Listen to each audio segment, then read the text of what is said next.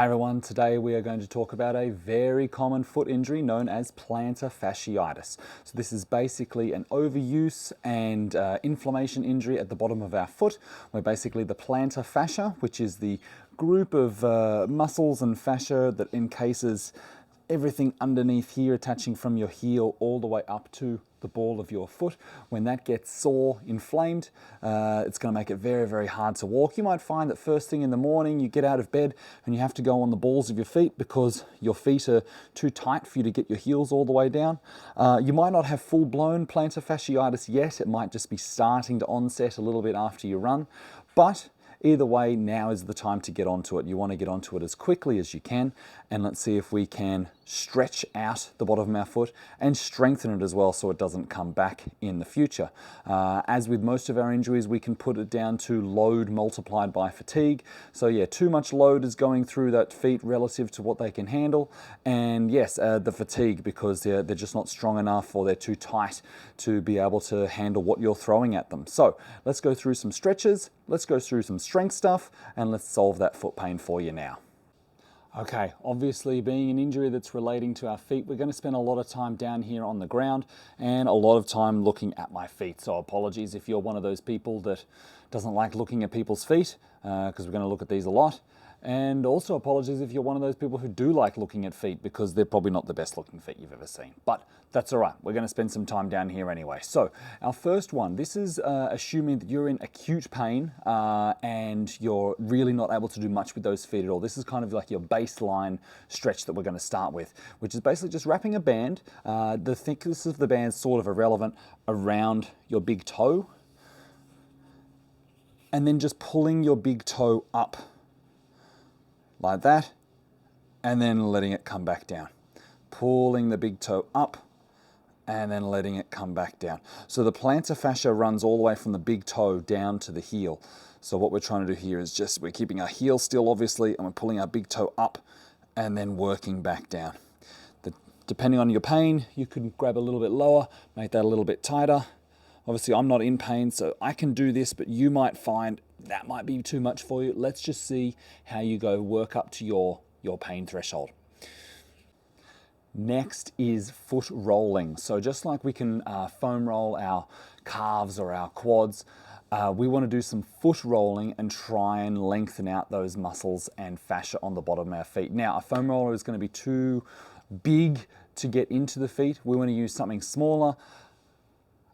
A wooden rolling pin will do the trick. Now, if you don't have a rolling pin at home, if you're not a baker, a frozen water bottle works pretty well, but I'm just going to use this rolling pin here. Now, what we want to do is start with our rolling pin just at the front of our foot, so just under our toes, and we're going to roll all the way to our heel.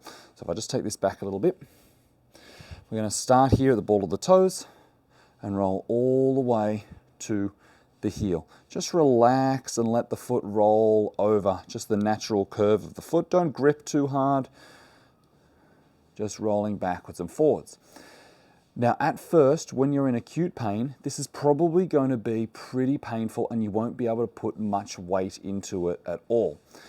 As you get out of pain, as you progress, you'll be able to put more and more weight down through this. You can even bend your knee, get down a little bit deeper, find that trigger point, hang out, just like you would with any other foam rolling. Okay, get down as deep as you can and place as much weight as possible. But day one is probably not the day to do this, okay? What I would normally recommend is over the space of 1 to 2 weeks, every day, just try and get a little bit deeper, try and put a little bit more pressure on. It's like peeling an onion. Don't go for the bottom layer first. Take the layers off one by one before you get to the middle. Same thing with our foot rolling. Okay, calf stretching is next. The muscles on the bottom of our feet are very closely linked to our calves. So if our calves are tight, the bottom of our feet are going to be tight, and vice versa. So our calves have two main muscles. Down here at the bottom, the soleus. Up the top, gastrocnemius. You don't need to know the names, I'm just showing off. But what we're trying to do is we need to do 2 different stretches for those 2 different calf muscles. So let's do the bottom part first, which is knee over the toe. So what I'm going to do here is I've got my weight on a wall. You can just use a kitchen bench or a chair or a wall if you have it, a box. Foot, knee forward over the foot, and we're just trying to get that knee over the toe, that angle there. So as you can see, I'm keeping my heel down. I'm getting the knee forward over the toe. What am I doing with my back leg? Imagine you don't have a back leg. If you take your foot off the floor, you'll just get more weight through that knee. The more weight, the better, assuming it's not hurting the foot, okay? How long? 3 minutes-ish. 3 minutes plus would be ideal. Next is the upper calf. So this one is the traditional calf stretch. We've got one leg behind, and then you're leaning forward. So again, in this case, it's my left leg stretching. I'm trying to get all my weight forward while my heel stays down. If I just change legs to the one that's closer to you. So heel down, leaning forward over that table, chairs. And I'm stretching in this region here, in that upper calf. As you get more flexible, you can wiggle it back, go a little bit further. Same thing, about 3 minutes. You want to just do a nice, long, slow hold. Open up that muscle through here. Open up the fascia. Remember, it's very, very tight, so you need to do something to try and counter that. Just doing a quick 10-second stretch isn't going to cut it. Spend some time, read your book, listen to a podcast, do something productive while you're there. Our next stretch is the foot rock, which is just rolling our weight back and forward, putting a little bit of pressure through your feet. So if I start side onto you here, I've got my knees wide, just like I'm in a squat. You can see my heels are off the ground, and then I'm rocking forwards and coming back. Rocking forwards and coming back. So this is similar to that very first stretch, the toe pull, in that my toes are being stretched one way while my foot goes the other, but it's just a much more intense one. So if you had trouble with the toe stretch, if you haven't progressed past that yet, then something like this is going to be too much. But if the toe stretch is easy and you're still getting the foot pain, then you can come into the foot rock. Take one hand off the ground and it's a little bit harder. Now I've got less weight through my hands, more weight on my feet, and then eventually you can place your hands behind you and doing something like that. But only if you're mostly out of pain and you're just trying to fix it up. If you're still in acute pain, something like this might be a bit too much for you. Our final stretch is the downward facing dog, which is kind of a combination of all of the things that we've done so far. Basically everything from your big toe up to your butt. Because if you do have plantar fasciitis, like I said, your calves are probably going to be tight and your hamstrings are probably going to be tight as well. So the downward facing dog is a good way to open up everything from foot up to butt. So place your hands underneath your shoulders, come into a plank, and then pushing back into downward facing dog. So you're trying to get your butt nice and high and your heels nice and low. Now, if you are in acute pain, you might not be able to get your heels too low. They might be up like this. And that's part of the stretch, is to try and get that butt lower. The heels lower, your butt up, but your heels lower. If that's okay, you can bend one knee, get more weight through one leg. Bend one knee, get more weight through one leg. And you can just alternate or walk the dog. So you can see I'm trying to get my butt nice and high, and I'm stretching everything from the heel all the way up to the butt, calf, hamstring. So level 1 is just with maybe bent knees and trying to get the heels down. Level 2, straight knees and then try and get those heels down. Level 3 is walking the dog. And if you can do that, you're probably nearly out of pain. But level 4 is with one leg up in the air and the other heel down, and then I can push back even further. But that's a much more advanced one than coming forward. Pushing back and then coming forward. This is probably right near the end of your plantar fasciitis. If it's almost gone away, you might be able to do this one. But just like everything else, start at level 1, see how you feel tomorrow, work your way up. Okay, now that we've done some stretching, it's now time to do some strength work and try and make those feet stronger so this plantar fasciitis goes away and doesn't come back. So let's start off with our step-ups, our calf raises, and let's go through the different levels depending on what your pain is. So level 1 is with 2 feet up on the step. Now it doesn't have to be a step like this, it could just be a couple of books, and in fact the more pain you're in, you probably won't be able to go too high anyway. We want to go up as high as you can without pain, and with 2 feet coming down, 2, 3, 4, 5, just to neutral. Okay, so you can see my heel is the same height as my toes. Coming up as high as I can, tippy toes, down, 2, 3, 4, 5. I'm using a wall in front of me, but you can just do this in front of a table, a kitchen bench, something like that, so you're not falling over. You want to keep your balance, just to neutral. Okay. As we get out of pain, there are 2 things we want to do. We want to increase the depth, and then we want to increase the weight.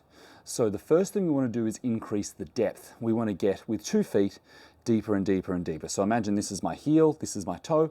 We want to get deeper and deeper and deeper over the space of a couple of weeks. So level 2 is 2 feet up, and then down, 2, 3, 4, 5, to the deficit that you can do, just touching that pain point. Coming up and then down, 2, 3, 4, 5, just to that deficit, the pain point that you can touch. Now, when I say the pain point, tomorrow after doing this, you should feel the same or a little bit better. If you wake up and it's way worse than it was today, you went too deep, too fast, and maybe too heavy. We'll talk about the heavy in a second. But in terms of your depth, just go to the point that you think you can go to today. Every couple of days, try and get a bit deeper. By the end of about 2 weeks, you might be able to get, with 2 feet, through that full range, okay? All the way down, heels as low as you can. Once you can do full range, then we start taking some weight taking some weight away from the second leg and putting it solely onto the one foot that you have plantar fasciitis, or if you have it on both feet, you'll have to do single leg both sides. So here we're going to go up with 2 feet. This is level 2. Take 1 off and then down, 2, 3, 4, 5. Up with 2, down, 2, 3, 4, 5. I care more about the down than I do about the up. So that's why I'm going up with 2 and then down, 2, 3, 4, 5. Level 3 is the same thing, but with 1 foot the whole time. So I'm going to go 1 up and 1 down. Up and hold, down, 2, 3, 4, 5. Up and hold, down, 2, 3, 4, 5. You can do this with a bent knee as well to try and change up your angle, and you're going to get a slightly different effect through the calf, a bit more through the calf and a little bit less on the foot. That's why I like doing it with the straight knee. You'll get more on the foot, which, remember, that's part of our goal for plantar fasciitis, is we want to stretch out that foot. Again, what's most important is that you wake up tomorrow with the same or slightly better pain. If you wake up tomorrow and you're in much, much worse pain, you either went too deep or you took away some of the help, you made it heavier too fast. Slow and steady wins the race. We don't want to angry it up too much. Let's just progress at a couple of millimeters per day, and then a couple of, don't go up in the weight until you're already at the bottom. Our final exercise is doing the exact opposite, trying to strengthen the muscles on the bottom of the feet. We want to do a towel scrunch. So imagine this is my foot. I want to scrunch that towel using my feet. So just place 1 foot here and just scrunch, scrunch, scrunch, and relax. Scrunch, scrunch, scrunch that towel and relax. About 15 to 20 reps. Just try and get as much of the towel between your toes as you can and relax.